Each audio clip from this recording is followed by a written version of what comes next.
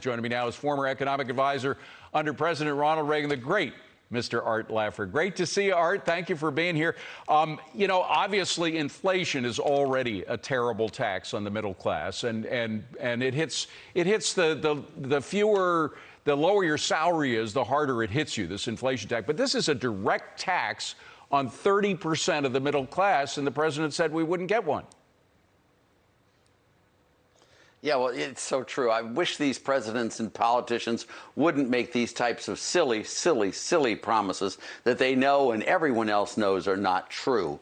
The tax is going to be, obviously, there are going to be people losing their jobs. There's going to be lower incomes. There's going to be higher prices. All of this will be a result of this bill. It will hurt the whole economy, everyone in the economy.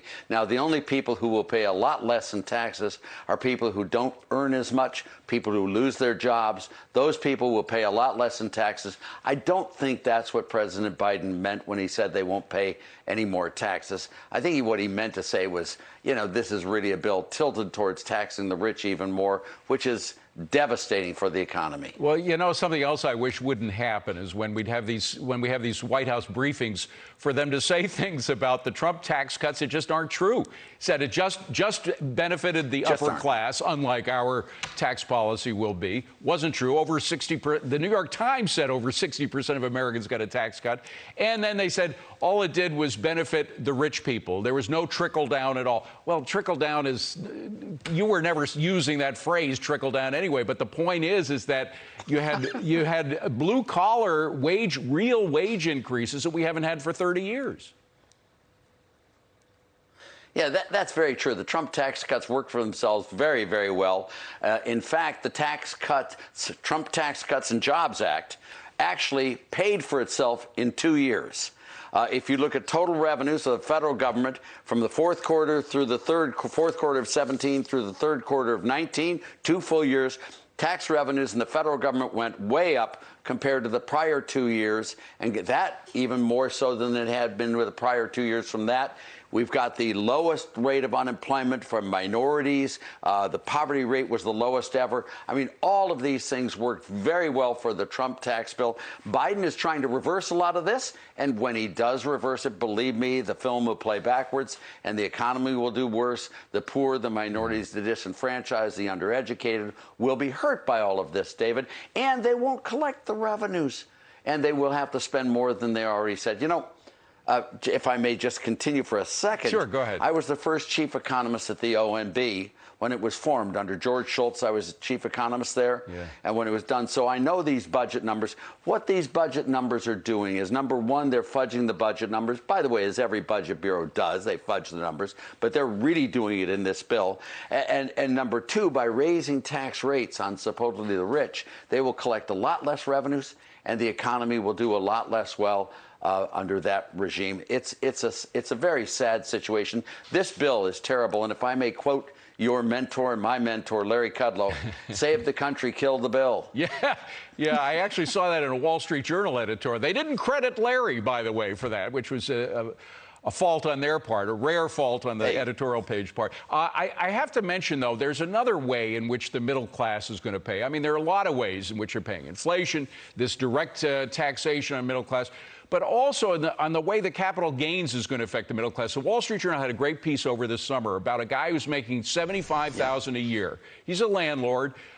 Years ago, 30 years ago, he bought 5 apartments in Kentucky, had a big mortgage on him. He pays himself about $75,000 a year, has for about 30 years since he bought this. He actually repairs the garbage disposals and tidies up the grounds and collects rent checks. He does all that work himself, pays himself $75,000. So he's not making anywhere near $100,000 a year, but he was hoping, he's now 64 years old, he was hoping to retire in a couple of years, sell the properties, pay off the mortgage, and he'd end up with about $1 million for himself.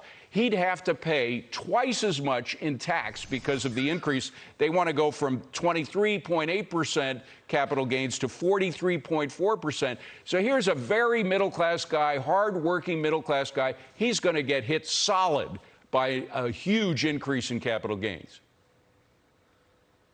Yeah, just so you know, I am broadcasting today from Burkesville, Kentucky, which is in Cumberland County. So I understand Kentucky a little bit, and I understand the man's plight. There are lots of people who only once or twice in their lives have a big capital gain, and they live off that. That's their whole lifetime, and that's their one payoff. Those people are going to get hammered by this bill. It's terribly unfair to those people. People who sell their house and don't have another place to go to, they're going to get nailed by the capital gains tax as well. This is classic for this person, that you have a once-in-a-lifetime capital gain that's large, but spread over your lifetime, it's not very large, and that person's going to get hammered by this. It's unfair, it's unjust, and it will hurt the economy. And that's the key here. High capital gains tax rates make investments less, make productivity less, make less jobs, make less output, make less employment. All of that will follow like the night, the day on this bill. So it is a very, very bad bill. And if you look at taxes, especially, I'm just finishing my book, Taxes Have Consequences.